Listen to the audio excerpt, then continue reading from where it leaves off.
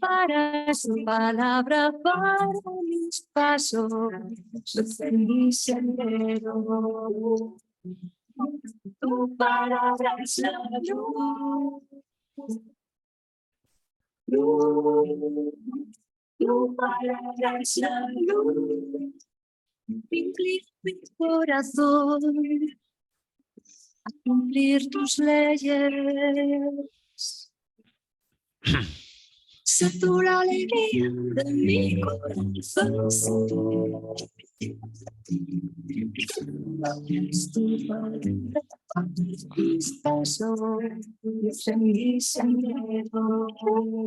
Es tu palabra. Bienvenidos, queridos hermanos, hermanas, oyentes de Radio Anglicana, la radio de la Iglesia.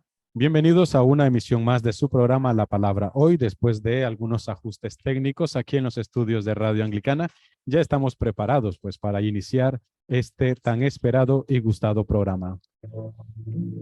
Como siempre, saludamos a nuestro hermano en Cristo, el reverendo Juan María Tellería, que nos acompaña en la emisión, como siempre, de este espacio. Bienvenido, reverendo. Muchas gracias, Noel. Muchas gracias, buenas tardes y buenas noches a ti, a todo el equipo y, por supuesto, a todos nuestros amigos que están al otro lado escuchándonos. Totalmente, como siempre también agradecemos esa fiel audiencia de este espacio de La Palabra Hoy, a todos los hermanos que nos acompañan, que nos siguen a través también de las redes, los que nos escuchan y nos ven en este momento en la transmisión de vídeo, los que nos escuchan en las aplicaciones de Radio Anglicana, bienvenidos todos y muchas gracias también, ya que es por ustedes este espacio. Antes de comenzar, recordarles también nuestra temática de hoy. Es la culminación del mensaje del Levítico y usaremos como referencia el capítulo 16 del libro del Levítico. Si alguno en el transcurso del programa tiene alguna inquietud, alguna duda, alguna pregunta, puede hacérnosla llegar a nuestro número de WhatsApp, el 698-6806-96. Si están fuera de España, anteponiendo el signo positivo con el número 34 a este mismo número, el 698-6806-96, pueden hacernos llegar sus reacciones. Para tu palabra, para mis pasos. Antes de entrar de lleno en nuestro tema, Tellería, si tenemos un breve momento de oración para hacer presente al Señor en este espacio. Adelante. Te damos muchas gracias, Padre nuestro, por después de estas semanas de ajustes técnicos, poder volver a encontrarnos aquí en este programa con todos nuestros hermanos y amigos que son amantes de tu palabra, lectores apasionados de la Sagrada Escritura. Y en esta tarde, Señor, no solamente te damos gracias por esto, sino que también queremos pedirte que tú bendigas de forma muy especial a todos aquellos amigos nuestros que con cariño siguen nuestro programa. Y por supuesto, no olvidamos ni olvidaremos jamás a las personas que en estos momentos sufren en este mundo situaciones trágicas. Algunos por problemas naturales como las personas que han fallecido o que han perdido todo lo que tenían o que están heridas entre Turquía y Siria debido a los fuertes seísmos. Y también te pedimos, Padre nuestro, por aquellas personas que sufren por la locura humana, por las guerras, por las crueldades, por las injusticias. Te pedimos una bendición para todos ellos y que en todo momento, al igual que nosotros, puedan encontrarte a ti y encontrar esperanza. Y te damos las gracias por escuchar nuestras oraciones en el nombre del Padre, del Hijo y del Espíritu Santo. Amén. Amén. Luz, tu palabra es la luz. Recuerden, la culminación del mensaje del Levítico es nuestro tema y nuestro pasaje bíblico, el capítulo 16 de este mismo libro. Vamos a entrar de lleno en esto, el capítulo 16, Juan Mari. ¿Qué importancia tiene este capítulo en el contexto del Levítico y del Pentateuco en su conjunto?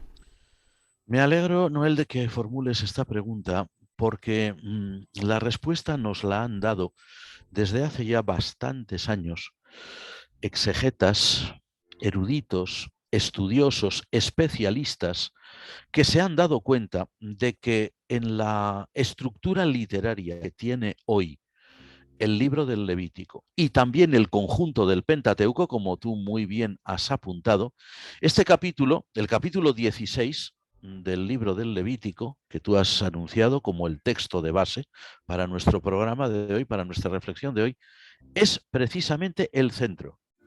Es decir, estas personas que se han dedicado a elaborar estructuras, ¿cómo es la estructura literaria del Pentateuco? Como si dijéramos un cuadro, un mapa de esa estructura, ven que equilibrando unas partes y otras, el capítulo 16 está precisamente ahí en el centro. Y si nos damos cuenta, en el libro del Levítico, podríamos decir que el capítulo 16 es también, dentro de este escrito concreto, que es el libro del Levítico, una especie de capítulo bisagra. Es decir, el capítulo que permite la unión de la primera parte del libro, que en su día habíamos dicho que era toda esa amplia descripción de sacrificios y esa amplia descripción de ceremonias rituales, ceremonias de purificación, y la segunda parte que habíamos mencionado en su momento, que los especialistas designaban con el importantísimo nombre de la ley de santidad.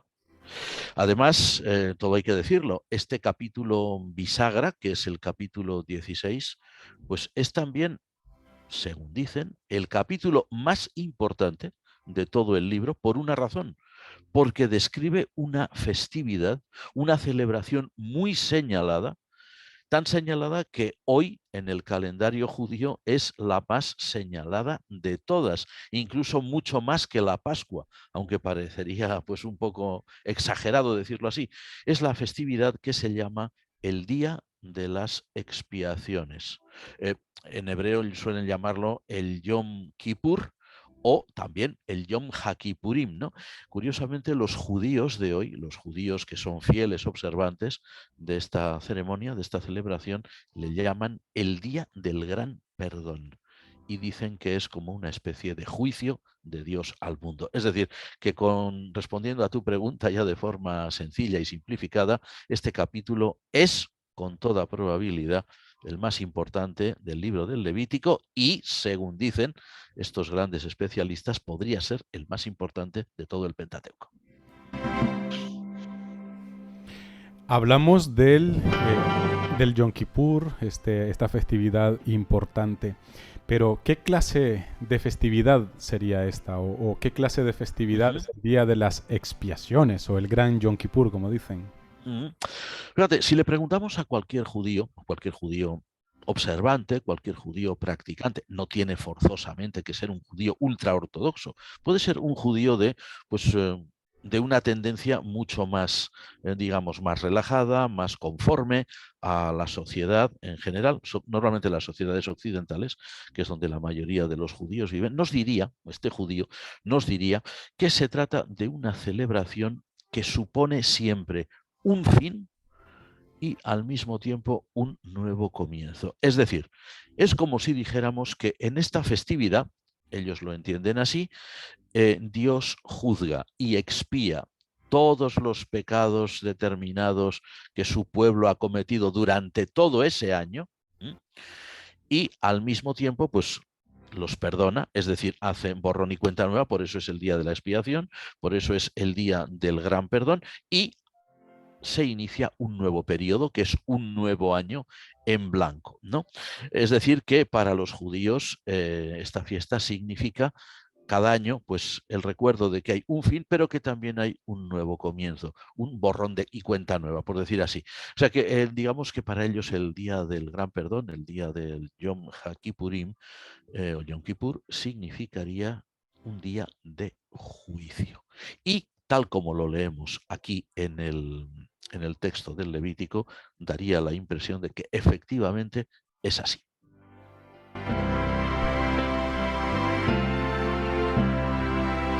Se habla de sacrificios en este capítulo, de becerros, de machos cabríos. se sobreentiende que son sacrificios expiatorios. Ujú. ¿Qué relación tiene esto con el sacrificio de Cristo? Ya que vemos que es una festividad diferente a la Pascua y Sí. siempre decimos que Cristo es nuestra Pascua, es como la verdadera culminación de esa festividad, pero con el Yom Kippur, ¿qué relación hay con nuestro Señor? Pues efectivamente existe exactamente la misma relación si tenemos en cuenta que todo el sistema sacrificial levítico, no solamente en relación con la festividad de la Pascua, naturalmente, todo el sistema sacrificial levítico apunta indefectiblemente al gran sacrificio del Calvario, tal como evidencia evidentemente el pensamiento, por ejemplo, del apóstol San Pablo, ¿no? O el pensamiento de la epístola a los hebreos, que está también considerada por algunos como una carta paulina, pero no exactamente de la pluma del apóstol, sino de alguno de sus discípulos, siendo que todos los sacrificios cruentos que encontramos en el sistema del Antiguo Testamento, en lo que sería la religión del antiguo Israel, siendo que todos ellos apuntan al gran sacrificio, efectivamente, también los sacrificios del Yom Kippur, del Día de las Expiaciones, apuntarían a él, cada uno con un matiz distinto. Has mencionado, y muy bien, la Pascua. La Pascua significa la liberación, ¿verdad? La Pascua significa el fin de un mundo de esclavitud, como había sido en Egipto, y el paso a un mundo en el que el pueblo de Israel sería, por fin, una nación libre, ¿verdad? Cristo es nuestra Pascua en el sentido de que Él nos libera. Los sacrificios del Día de las Expiaciones, del Yom Kippur o del Yom HaKippurim, o HaKippurim, perdón, el Día del Gran Perdón, que llaman hoy los judíos, bueno, pues implicaría que Cristo es aquel que hace borrón y cuenta nueva de todos nuestros pecados, es aquel que nos perdona y es aquel que hace que para nosotros, el juicio nunca sea algo terrible en lo que el creyente tiene que temer, tiene que estar asustado, ¿eh? Los judíos sí que mantienen una actitud así de cierto temor, pero el creyente cristiano no, porque para nosotros el juicio significa la reivindicación. En el juicio Dios perdona los pecados de su pueblo, pero en el juicio Dios también reivindica a su pueblo. Es decir, Dios derrama plenamente su justicia, que no es una justicia punitiva, que no es una justicia de venganza, como a veces tenemos tendencia los seres humanos a proyectar, porque todos de alguna forma proyectamos sobre Dios nuestra propia imagen. El ser humano es vengativo, incluso el sistema de justicia humana pues está basado en la venganza, si bien una venganza más controlada en las sociedades más civilizadas, menos controlada en las más primitivas, pero este capítulo, por ejemplo, 16 del libro del Levítico, nos permite entender que lo que hace Dios es realmente expiar. Dios lo que quiere es limpiar. Dios lo que quiere es volver a darle al ser humano la oportunidad de estar en buenos términos, en buena relación con él. Dios quiere restaurar y, como hemos dicho muchas veces, Dios quiere redignificar. Todo eso podemos decir que forma parte de la lectura cristiana que podemos darle precisamente a esta curiosa festividad que es el Día de las Expiaciones.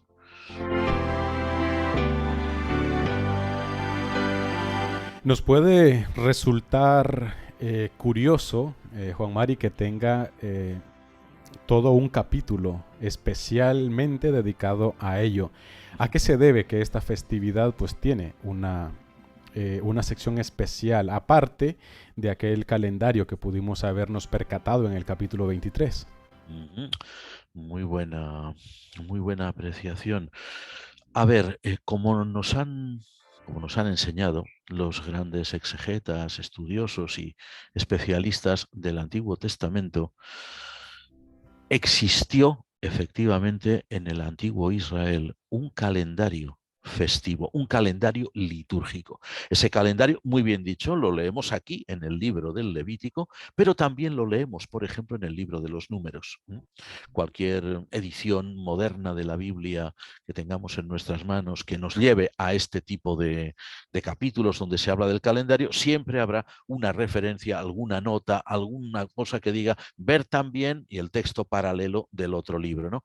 A ver, ese calendario judío, ese calendario israelita antiguo, pues es un calendario que regulaba las grandes festividades en las cuales el pueblo antiguo de Israel debía reunirse para alabar a Dios, para tributarle a Dios los sacrificios prescritos, las ofrendas prescritas, o sea, todo lo que de alguna forma indicaba el ritual levítico. Curiosamente, en aquel calendario no se encuentra este día de las expiaciones, que sin embargo, como muy bien has indicado tú, sí tiene un capítulo concreto que es el 16 del Levítico.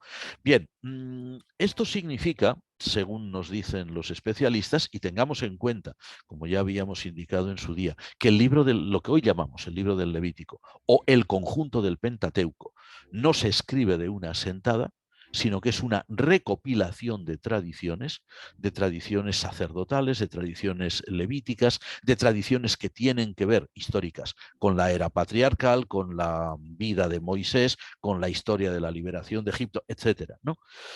Todas estas tradiciones, todo este cúmulo de tradiciones, se van a poner por escrito y tendrán la forma con la que hoy las leemos en el Pentateuco a partir de la restauración de Esdras y Nehemías, es decir, una vez concluida la cautividad babilónica.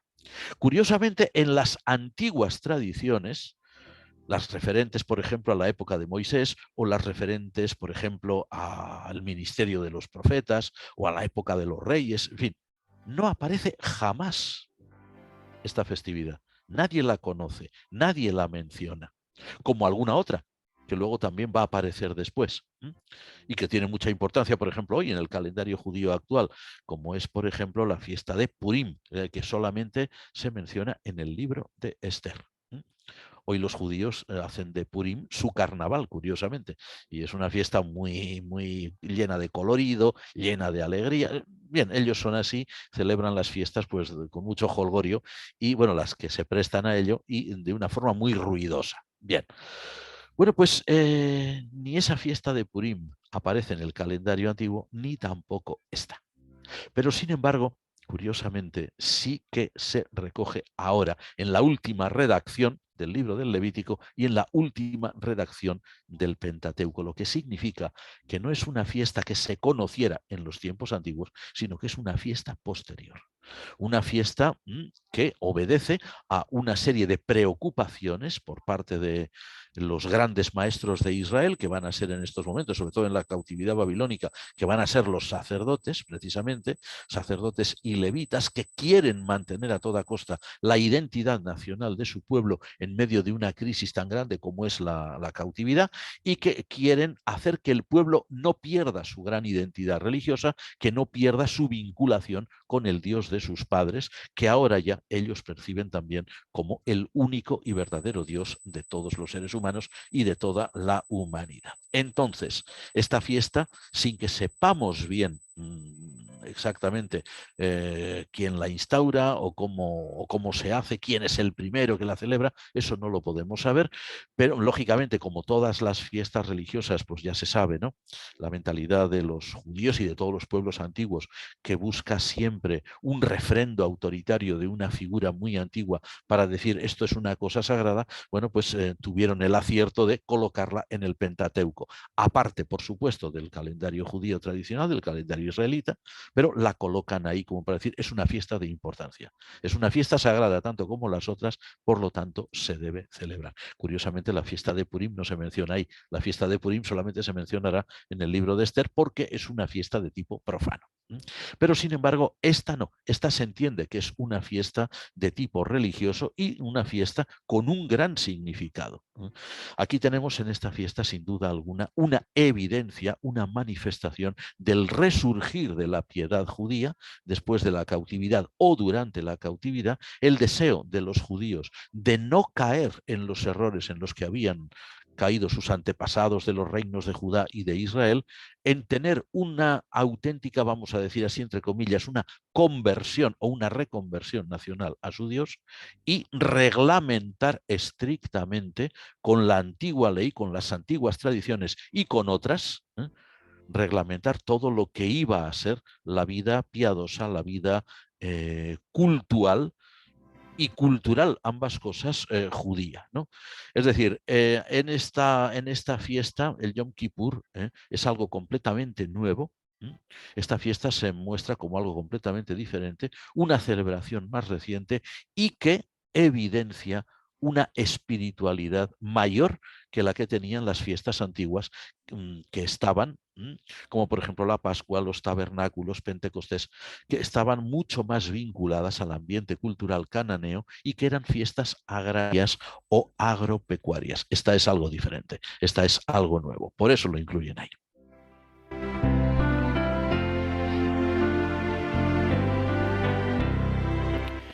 Muy interesante como nos hacen llegar nuestros oyentes esta nueva apertura al conocimiento sobre este libro del Levítico. Ya has comentado algo anteriormente, Juan Mari, pero me parece que es oportuno hacer hincapié y si podemos agregar algo más también al respecto.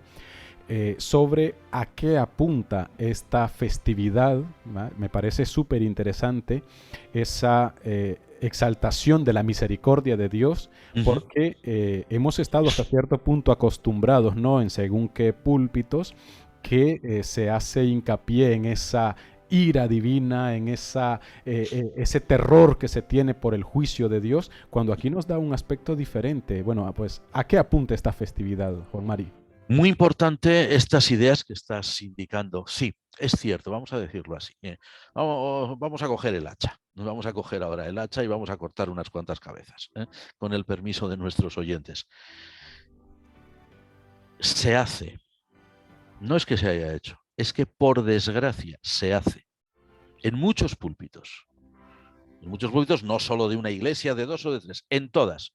Se hace demasiado hincapié en una idea de un juicio terrible, como si Dios fuera no ya el juez, sino el verdugo más grande de todo el universo. O sea, o como si Dios estuviera deseando realmente destruir a la humanidad o a media humanidad o a 3/4 partes de la humanidad en una condenación terrible y además con unos elementos espantosos, ¿verdad? Como si fuera un apocalipsis de estos de película de ciencia ficción, ¿no? Bueno, realmente quienes actúan así, por desgracia, y vamos a decirlo con toda la claridad del mundo, quienes actúan de esta manera no vamos a poner jamás en duda su sinceridad. Eso no nos corresponde a nosotros, ni muchísimo menos. No pondremos en duda su sinceridad e incluso su buena fe. Porque creen que deben exhortar a las congregaciones para que no pequen, para que esto, para que lo otro. Vale. El problema es que lo hacen con poco conocimiento de la Escritura. Y al hacerlo con poco conocimiento, lo que vehiculan no es lo que ellos quisieran realmente, sino justo todo lo contrario. Este tipo de predicaciones que se basan en el miedo, que se basan en infundir terror, dan una imagen tan repulsiva de Dios, del Dios único y verdadero, revelado a Israel y revelado ya para siempre en la persona y la obra de Cristo. Una imagen tan horrible que en realidad ese Dios no se diferencia en nada de muchos dioses paganos de la antigüedad, que eran asimismo dioses sanguinarios, dioses que no miraban con muy buenos ojos a la humanidad, que más bien sentían repulsa por la humanidad porque les molestaba por cualquier cosa, ¿no? Porque siempre los veían a los hombres como impíos, como ingratos, que sin duda alguna es cierto. Pero esa imagen de Dios no corresponde realmente con la imagen del Dios único, auténtico y verdadero, revelado en Cristo. Y en esto,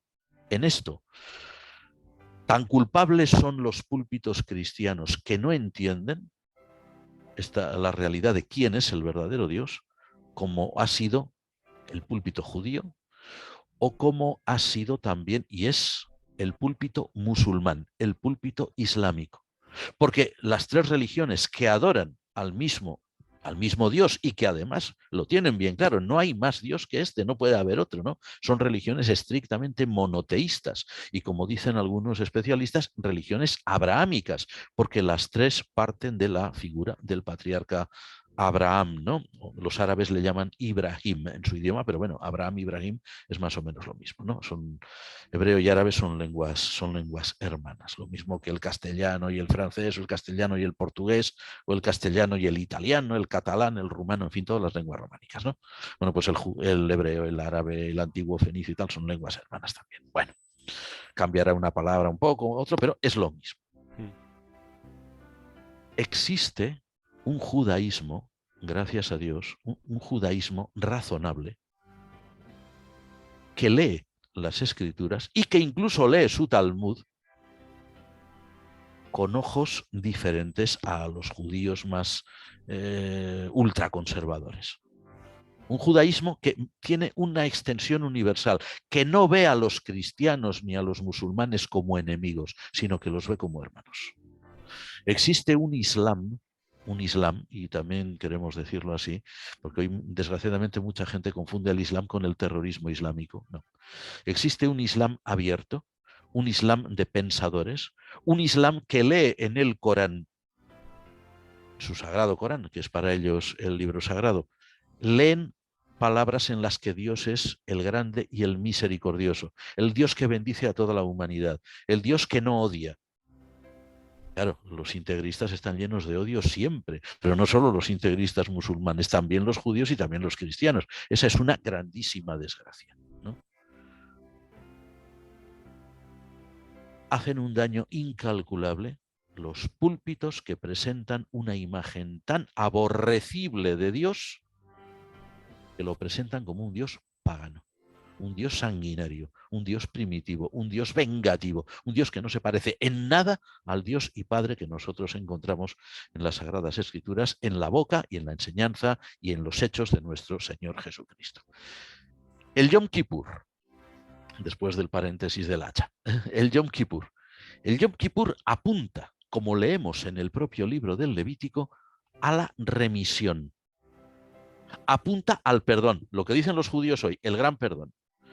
Esta festividad apunta al hecho de que Dios, que es misericordioso, Dios que no quiere la perdición ni la destrucción de su pueblo ni de nadie, que Dios pone todos los medios al alcance para que el pueblo pueda arrepentirse de sus pecados y pueda reconocer esa misericordia de Dios, a ese Dios misericordioso que lo que está dándole es ahí, dice, mira, borrón y cuenta nueva, como dicen los judíos hoy, volvemos a empezar.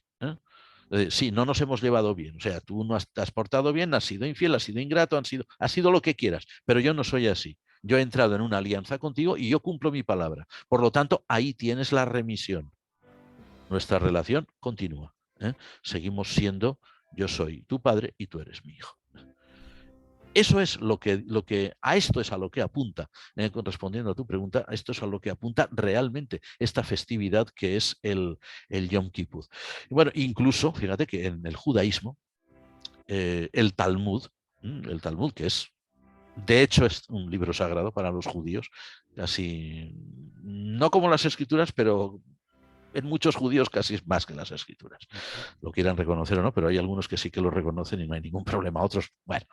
El caso es que incluso en el propio Talmud, el Talmud de Babilonia, que es el más amplio, el más grande, el de Jerusalén es un poquito más breve, ¿no?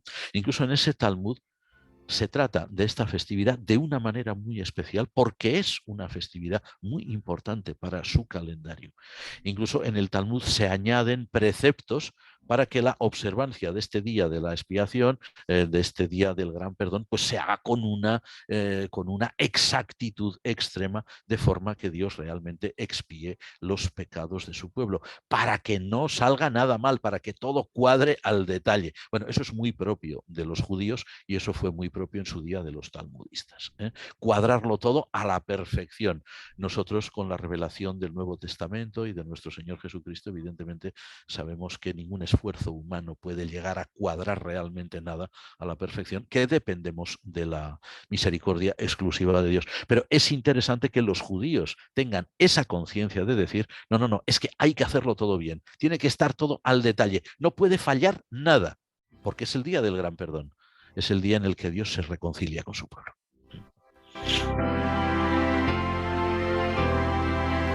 Muy interesante, Juan Mari. Ahora tenemos una pregunta doble. ¿Vale? Tenemos, leyendo este capítulo, nos damos cuenta de que se habla de machos cabríos, de becerros, tal.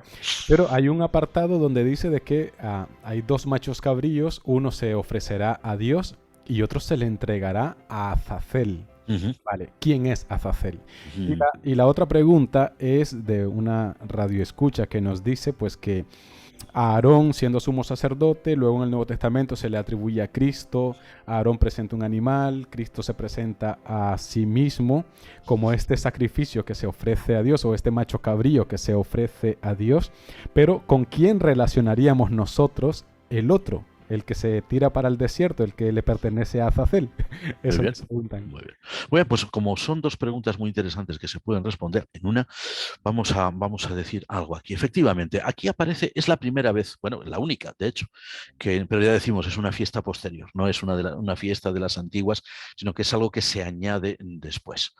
Bueno, los machos cabríos, evidentemente, lo mismo que los carneros en otra ocasión o los corderos, los machos cabríos son de esos animales limpios según la ley de Moisés, animales aptos para el sacrificio. Es decir, los dos, tanto el que se dice en la versión Reina Valera del 60, dice uno para Jehová, o sea, se echará suertes, ¿no? Uno será para Jehová y el otro será para Azazel. Bueno, tanto el uno como el otro son animales limpios, animales que se tienen que sacrificar porque son animales aptos. No tienen ninguna impureza ritual, no tienen ningún problema en este sentido. Bueno, lo que significa que son ofrenda. A ver, el que se consagra a Dios, concretamente, cuando el sumo sacerdote, echa suerte sobre él, dice, vale, pues este es para Jehová y el otro es para Azazel. El que se consagra a Dios es sacrificado y su sangre, según leemos en Levítico 16, es asperjada dentro del santuario. Es decir, pues, tal como ellos lo hacían, llevaban la sangre dentro, solamente el sumo sacerdote, nadie más podía entrar allí, y lo que hacía era con la sangre la echaba sobre la cortina, ¿verdad? La cortina que está allí e incluso detrás de la cortina. Esa es la única ocasión en la que el sumo sacerdote, según dice aquí la Escritura y según dice el Talmud, entraba detrás del velo.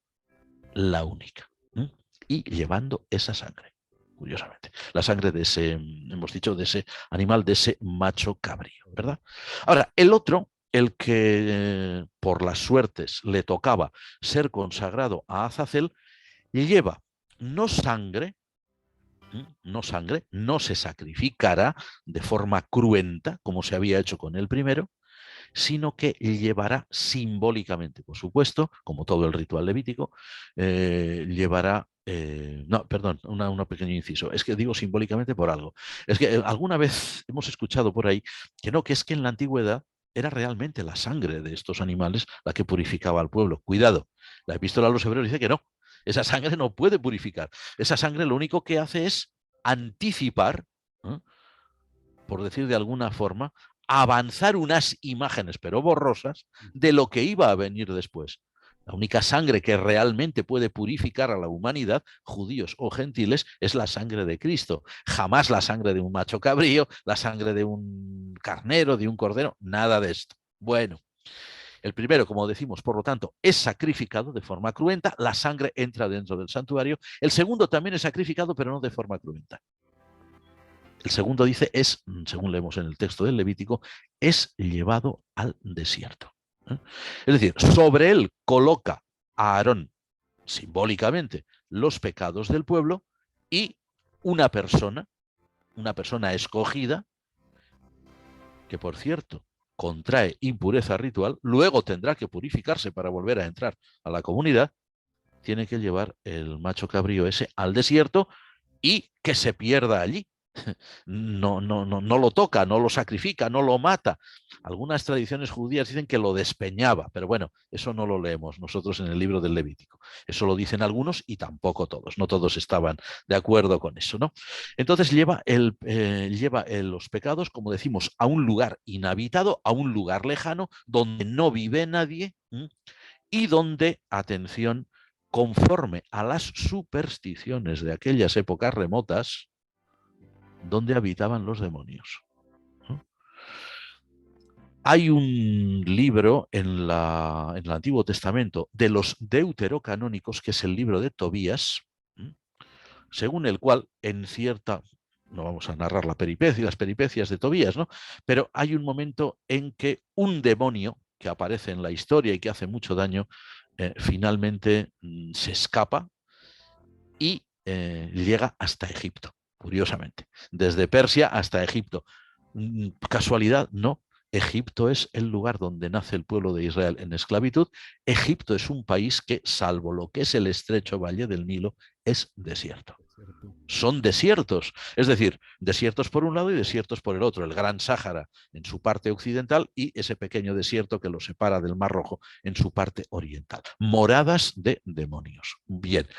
Conforme a las supersticiones de los judíos de estas épocas, pues de los judíos y de otros, pero bueno, nosotros hablamos ahora de los judíos porque es la Biblia, bueno, pues en los desiertos habitan los demonios. Entonces, ese macho cabrío que es, entre comillas, sacrificado, pero no de forma cruenta, es entregado al desierto, es por decir así, entregado a los demonios, porque el pecado humano, no tiene ya nada que ver con la comunidad, con el pueblo de Dios. Dios lo ha perdonado, pues el pecado se va ya fuera. Según dicen, pero no todo el mundo está de acuerdo y tampoco todo el mundo sabe muy bien lo que significa, el nombre de Azazel, que tiene muchos significados. Bueno, tiene muchos, o se le buscan muchos, ¿no? Es que en realidad este tipo de palabras tan sumamente antiguas a veces es un poco complicado saber qué quería decir eso en realidad. Eso ni siquiera los judíos hebreo parlantes de hoy, que no hablan ya el hebreo antiguo, sino el moderno, no siempre lo entienden tampoco, ¿eh? Son cosas que a veces escapan por ahí. Bueno, pues según dicen, esta figura de Azazel sería, según algunos especialistas, algún demonio que habitaría en lugares desiertos, probablemente. Ahora, entonces aquí, claro, el problema ¿cuál sería?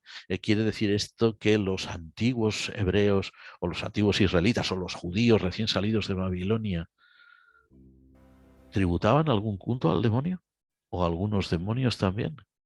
Hay quien dice que sí. Hay quien dice que sí. Fijémonos bien que en el capítulo 17 del libro del Levítico, que es el primer capítulo de la ley de santidad, que justo viene después de este en la ordenación actual del Levítico. Los primeros versículos hablan de la importancia de la sangre como un vehículo de sacrificio, etcétera, pero también aluden a que los israelitas, en su, por decir así, en su alejamiento de Dios o en su ingratitud a Dios o en su infidelidad a Dios, habrían podido en algún momento de su historia haber tributado un cierto culto a los demonios de los desiertos. Porque los demonios de los desiertos, según las supersticiones del Medio Oriente, que todavía hoy siguen vigentes entre muchos pueblos árabes, los demonios de los desiertos son unas criaturas muy poco simpáticas que viven de la sangre, como vampiros, una cosa así, pero viven de la sangre de los ganados.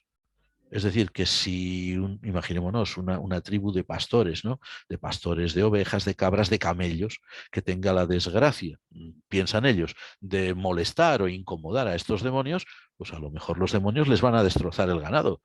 Entonces, claro, para protegerse de esas calamidades, pues, pues muchos de estos pueblos, incluso pueblos que hoy profesan el Islam, que el Islam es una religión estrictamente monoteísta, pues conservan supersticiones antiguas de una cierta referencia, un cierto, si no culto exactamente, pues algo para que no molesten los demonios. Sí, sí, Alá es todopoderoso y tal, pero por si acaso no molestemos al demonio que tenemos ahí en la montaña esa, que es muy mala persona y hace daño, ¿no? Podría ser que los judíos en ciertos momentos de su historia hubieran tributado algún tipo de culto a seres demoníacos de los desiertos por miedo a verse pues, dañados o perjudicados en sus ganados, en su economía.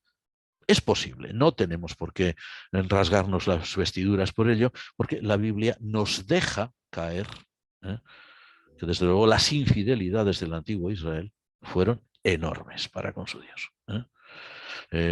Dar un culto supersticioso a unos demonios del desierto, pues no hubiera sido lo peor en comparación con la idolatría que fue adorar a Baal o ofrecer a los propios hijos en sacrificio.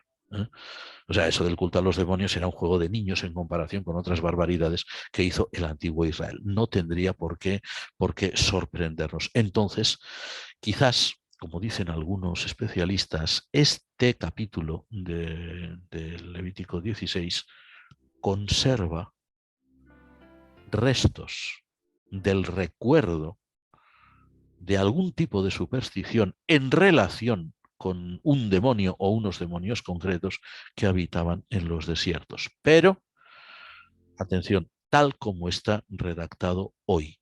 Y está redactado hoy bajo la, sin duda, estricta supervisión de lo que llamaban la gran sinagoga de Esdras, donde los demonios no tenían demasiada cabida ni eran bienvenidos.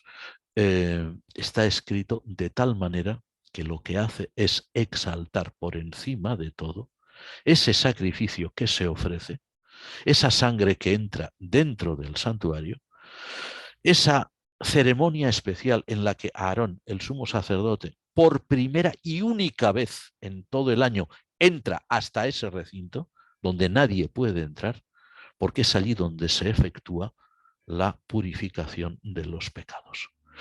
Lo otro es sin duda alguna un residuo de una antigua superstición, pero que leída a la luz del judaísmo incipiente que manifiesta este texto, pues es una superstición menor que lo que viene a decir es: cuando Dios purifica a su pueblo, no queda nada que sea malo.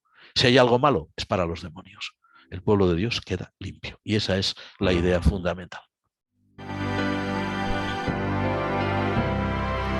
La verdad que sí, que queda muy clara esa idea de que cuando Dios perdona no queda nada malo y lo que sobra de lo malo, pues para quienes le corresponda.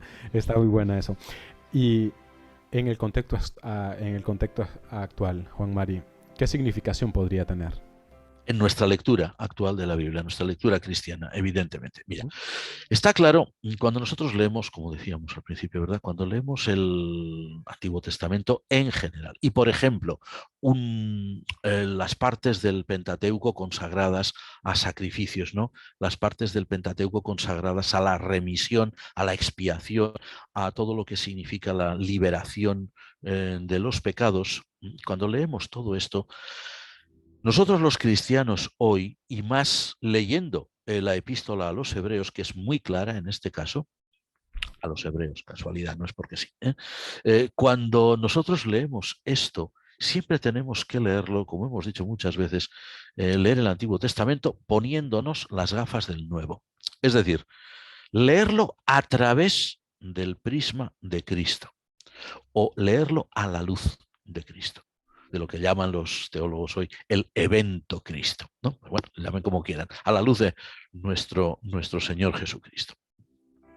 Para nosotros, la lectura de este capítulo, obviando todo ese ropaje cultural judío, con su miaja, como dicen, de superstición por ahí, en eso de la historia de Azazel y el macho cabrío que llevan al desierto y tal, y que luego vuelve la persona en estado de impureza, tiene que purificarse. Por cierto, el Talmud dice que en algunas ocasiones se escogían a criminales para hacer eso, o gente que iba a ser condenada a muerte. porque se suponía que el que hacía eso, llevar el macho cabrío al desierto y tal, en el año tenía que morir. Se suponía que caía una maldición sobre él. Esto no lo dice el libro del Levítico, eso lo dicen las historias judías añadidas, y por eso se nombraba normalmente a un condenado a muerte. O sea, como iba a morir igual, pues por lo menos que lo hiciera llevando el macho cabrío ese, ¿no? Hay Si algo luego, bueno. una cosa por el estilo, ¿no? Bueno, pues obviando todo esto, cuando nosotros leemos este capítulo, lo que tenemos que encontrar ahí, a la luz de Cristo, es a ese Dios Padre, que está deseando liberar a sus hijos, liberar a su pueblo, purificar a su pueblo, limpiarlo. Y lo limpia por medio de un sacrificio cruento. La sangre de Cristo, su Hijo, nos limpia de todo pecado. Eso lo vamos a leer en la epístola primera de San Juan. Cuando vemos nosotros la figura del sumo sacerdote Aarón, que entra con la sangre del sacrificio, que hace una aspersión de esa sangre, ahí estamos encontrando a Cristo mismo, como dice el autor de Hebreos, que es al mismo tiempo sumo sacerdote que ofrece y víctima sacrificial que se ofrece. Y al ver eso, sabemos ya que nuestra purificación, nuestra redención es cosa hecha. Me viene ahora a la mente esto de aquella cita de Martín Lutero que decía claramente, me miré a mí mismo y vi que era imposible salvarme. Pero miré a Cristo y vi que era imposible perderme, lógicamente. El sumo sacerdote que entra, hace aspersión de la sangre, purificación completa. Lo que ocurre es que este ritual se hacía y se hace en el pueblo de Israel cada año. Está bien como recordativo, lo mismo que nosotros recordamos cada periodo pascual, que por cierto, dentro de poco entramos ya en la Cuaresma, recordamos la muerte y la resurrección de Cristo, que está bien, pero en buena teología cristiana sabemos que el sacrificio de Cristo es una vez por todas. O sea que ese sacrificio ya se produjo, Cristo sumo sacerdote ya presentó y se presentó a sí mismo ante Dios, de forma que nuestra purificación ya es cosa hecha. Y es así como debemos leer este texto y todos, es decir, con confianza, confiados plenamente en la misericordia de un Dios que Cristo dice que es nuestro Padre y que no desea nuestra destrucción, al contrario, lo que desea es nuestra restauración. Y lógicamente ahora, desde el punto de vista pastoral, lógicamente añadiríamos, y sabiendo que esto es así, una vida de gratitud y una vida de consagración y de servicio a los demás, con todos nuestros errores que los cometeremos, por supuesto, pero esa purificación ya está hecha. Ya hemos visto el contexto actual, lo que significa para nosotros hoy en día, y me ha gustado mucho ese aspecto que debemos hacer mucho hincapié en que aunque cada año celebremos estos acontecimientos, realmente lo que hacemos es recortarlos, porque ya sucedieron, no volverán a suceder una segunda vez. Pero bueno, ya conocemos el punto de vista cristiano, Juan Mari. Ahora veamos el valor que pueda tener esta fiesta para los judíos de hoy, que alguna que otra vez hemos dicho aquí en el programa, de que el pueblo de Israel actual tiene mucha distancia del pueblo del que nos hablan las escrituras. Pues para los actuales, ¿qué valor tiene la festividad? Hemos dicho antes que le llaman el Día del Gran Perdón, es decir, el Día del Juicio. Bueno, el judaísmo actual cree efectivamente que en esta gran festividad, que es la más importante de todo su calendario, más incluso que la de la Pascua, decíamos antes, pues que ahí se purifican todos los pecados y por tanto Dios da una nueva oportunidad, un nuevo año. Bueno, a efectos prácticos, el judío, digamos, practicante, valga la redundancia, el judío que asiste cada sábado a la sinagoga, que lleva a sus hijos a la yeshiva, a la escuela sinagogal, etcétera, bueno, pues para él significa esto, ¿no? Pues es uno de sus ritos importantes, una de sus fiestas importantes, que se celebra, pues, de una forma muy especial. Ahora, curiosamente, hasta tal punto en la mentalidad de los judíos actuales ha calado la idea de que el Día del Gran Perdón, el Yom Kippur, es algo importante por sus derivas de juicio, de examen del pueblo, examen concienzudo y restauración, que curiosamente, eso se ha constatado muchas veces, hasta en Hollywood, donde hay muchos actores que son judíos, pero judíos de estos que no practican nunca nada, que, en fin, de estos que no se acuerdan nunca de las fiestas, que nunca se acuerdan de nada, de ningún tipo de restricción de los que impone la ley judía. Sin embargo, el día del Yom Kippur, ese día sí que asisten a la sinagoga, a todos los oficios sinagogales, como dicen, por si acaso, por si acaso, ya que es el día del gran perdón, ahí vamos. No me he acordado de nada, no he ido a la sinagoga nunca, no he cumplido con nada, como lo que me da la gana, no respeto la ley de Moisés.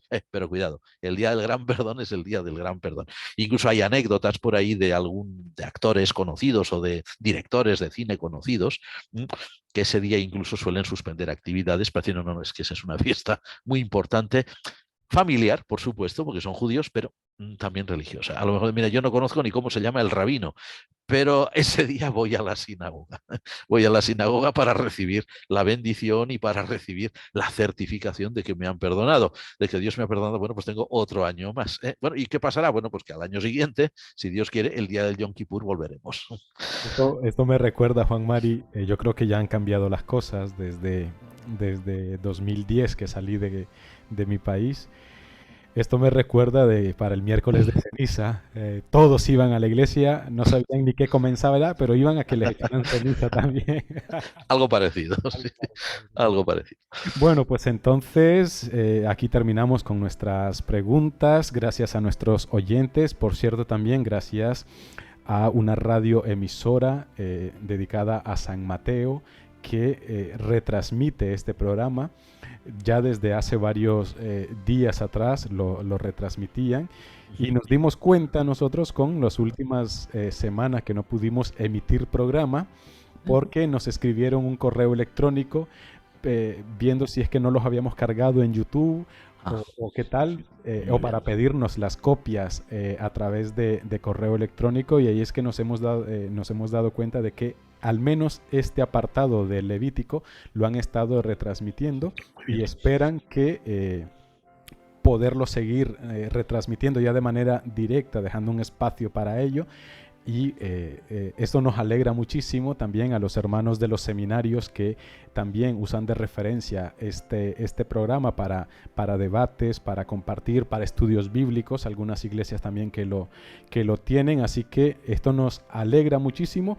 Y bueno, Juan Mari, se nos ha apagado el vídeo, si lo puedes encender, y te pediría, sí, ahora sí, te pediría pues si tenemos ¿qué conclusiones podemos sacar? Porque hemos finalizado este libro que muchos oyentes nos decían también de que nos íbamos a meter en algún berenjenal porque era un libro difícil de entender y de asimilar, pero yo creo que ha sido una temática bastante esencial, fundamental, pero también fácil de entender y aplicar. Así que, ¿qué conclusiones podemos sacar, Juan Mari? Bueno, en primer lugar, yo diría que el libro del Levítico es un libro que nos invita a hacer una introspección todos los creyentes, todos, no solamente los judíos en aquel momento, sino también nosotros, también los cristianos ahora. Es un libro que nos invita a la autointrospección. Es un libro que nos coloca así directamente, nos coloca delante de Dios y nos dice, Dios está ahí. Recordemos aquello de sed santos porque yo soy santo. La ley de santidad. Es un libro que nos dice, ahí está el Dios que es santo. ¿Y tú? ¿Qué eres tú ante Él?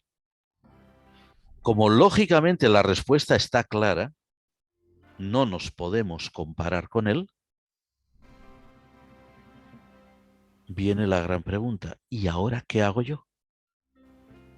Y el libro del Levítico nos responde mostrándonos todo ese sistema sacrificial, incluido lo que hemos visto hoy, ese sistema sacrificial que para nosotros cristianos automáticamente nos catapulta al Nuevo Testamento, nos lleva al Calvario y nos dice, ahí estás tú.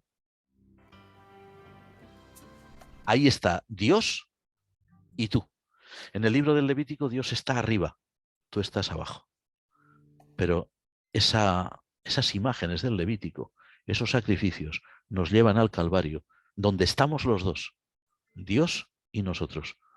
Dios está en Cristo crucificado y nosotros estamos también allí con Él.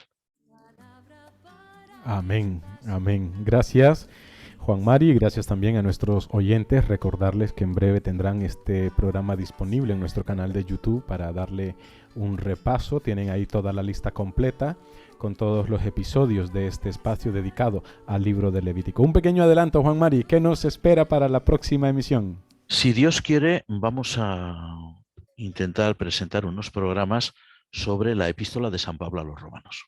Vale, pues así como han escuchado, queridos oyentes, dentro de 8 días, si Dios así lo permite, iniciaremos la carta a los romanos para que vayamos también conociendo. Así que muchísimas gracias por todos los mensajes que nos habéis estado enviando de agradecimiento, de felicitación al reverendo Tellería. Gracias también por lo que compete a mí, gracias por las felicitaciones. Que el Señor les bendiga. Y si Dios así lo permite, nos encontramos dentro de 8 días. Alabado sea Jesucristo. Amén. Amén. La luz, mi vida, Señor, está siempre en peligro. Pero no olvido tu voluntad. Lámpara es tu palabra.